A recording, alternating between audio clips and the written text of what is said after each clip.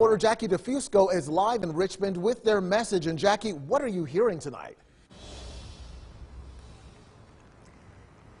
Well, hey there. I just checked in with HCA Virginia's Chief Medical Officer, Dr. Jake O'Shea, and he tells me that this week in particular, they're seeing more people coming into emergency rooms seeking COVID testing in particular than they have really since the beginning of the pandemic. Now, he says that many of these patients don't have any symptoms. They're really just trying to get tested ahead of travel or family gatherings, and they're struggling to access COVID testing elsewhere. In a joint statement today, HCA Virginia, VCU Health, and Bon Secours Richmond emphasizing that emergency rooms are not public COVID testing locations. So that means that everybody who comes into an emergency room, they do get a medical evaluation, but not everybody will get a test. I'm told that decision is really based on the severity of the case and whether it will impact the course of a person's treatment. O'Shea says the surge in patients seeking testing isn't having a concerning impact on wait times right now, thankfully, but he says it could become a problem if this trend continues.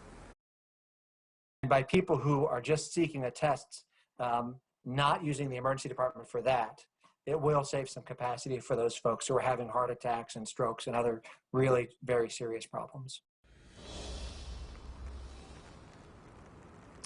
Now, O'Shea says, of course, people that need emergency care should always come into the emergency room right away. There's no need to delay. Now, we should also mention that hospitals are concerned about their increasing admissions for COVID cases and otherwise, particularly after New Year's Eve celebrations. O'Shea says people should really keep that in mind when they're deciding how to celebrate this evening for New Year's Eve.